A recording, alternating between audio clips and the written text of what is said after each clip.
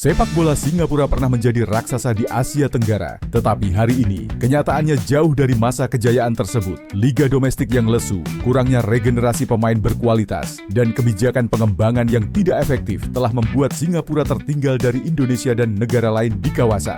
Tidak hanya itu, ekosistem sepak bola global yang terus berkembang semakin memperjelas betapa jauhnya Singapura tertinggal, dan tanpa perubahan besar, kebangkitan sepak bola negara ini tampaknya sulit terjadi dalam waktu dekat. Pada era Malaysia Cup, sepak bola Singapura mencapai puncak kejayaannya. Klub-klub Singapura, terutama Lions 12 dan tim nasional Singapura, bersaing dengan klub-klub terbaik dari Malaysia dalam kompetisi yang penuh gairah. Stadion Nasional Kallang selalu dipenuhi oleh supporter fanatik yang memberikan atmosfer luar biasa. Di tengah era keemasan ini, muncul nama-nama legendaris seperti Fandi Ahmad, V. Sundramoorthy, Malik Awab, dan David Lee. Fandi Ahmad menjadi ikon sepak bola Singapura dengan karier yang tidak hanya bersinar di Malaysia, tetapi juga di Eropa ketika ia bermain untuk FC Groningen di Belanda.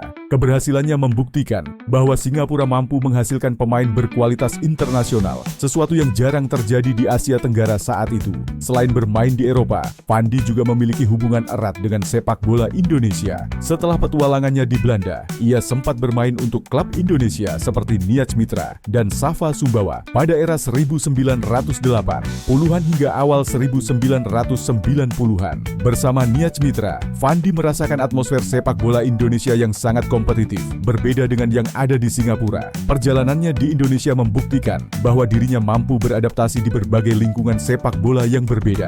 Selain sebagai pemain, Fandi juga pernah melatih klub Indonesia, yaitu Pelita Jaya, dan memberikan dampak signifikan terhadap pengembangan pemain muda di klub tersebut.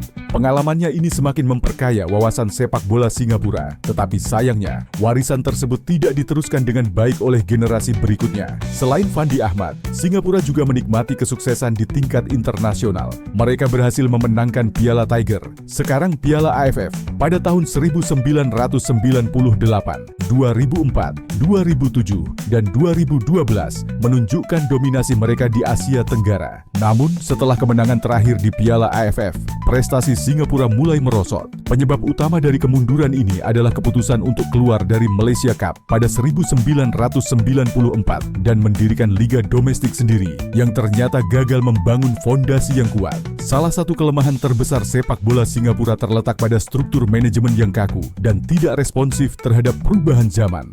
Football Association of Singapore (FAS) seringkali dikritik karena kurangnya visi jangka panjang serta ketidakmampuannya dalam menciptakan kompetisi domestik yang kompetitif. Singapore Premier League (SPL) hanya terdiri dari segelintir tim dengan basis supporter yang lemah, sehingga daya saing liga ini pun rendah.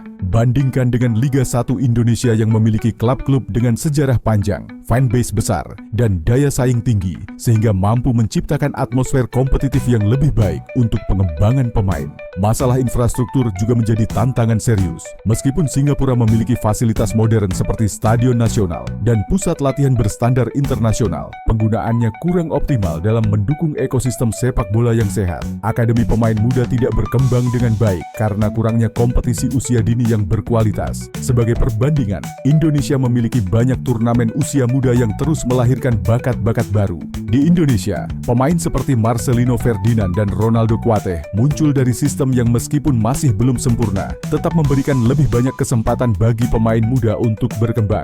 Dari segi pengembangan pemain, pendekatan Singapura juga sangat terbatas. Ketergantungan pada pemain naturalisasi menunjukkan bahwa sistem pengembangan pemain lokal tidak berjalan dengan baik. Sementara itu, Indonesia dengan segala kekurangannya tetap mampu menghasilkan pemain berbakat dari kompetisi domestik dan jalur akademi yang lebih aktif. Contohnya, tim-tim seperti Persib Bandung, Persebaya Surabaya, dan PSM Makassar memiliki akademi yang rutin melahirkan pemain potensial, sesuatu yang jarang terlihat di SPL. Selain itu, pendekatan Singapura yang mengandalkan pemain naturalisasi juga menuai kritik. Langkah ini dianggap sebagai solusi instan yang tidak menyelesaikan akar permasalahan, yaitu pengembangan pemain lokal. Ketergantungan pada pemain asing menunjukkan bahwa sistem pembinaan pemain muda di Singapura belum mampu menghasilkan talenta berkualitas yang dapat bersaing di kancah internasional. Menariknya, mantan Perdana Menteri Goh Chok Tong pernah mengomentari kebijakan perekrutan pemain asing dengan mengacu pada kemenangan Prancis di Piala Dunia.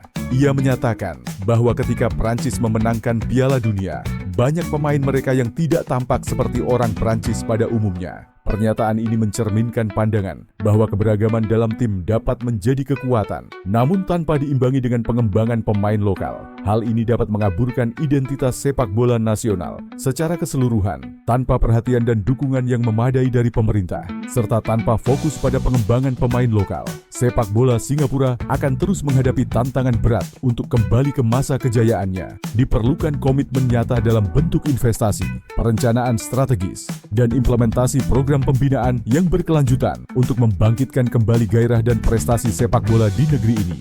Selain faktor internal, tantangan eksternal juga memperburuk situasi sepak bola Singapura. Negara-negara lain di Asia Tenggara seperti Thailand dan Vietnam telah mengalami perkembangan pesat, sementara Singapura masih berkutat dengan masalah yang sama selama bertahun-tahun. Dengan semakin kompetitifnya sepak bola di kawasan ini, peluang Singapura untuk kembali menjadi kekuatan utama semakin mengecil.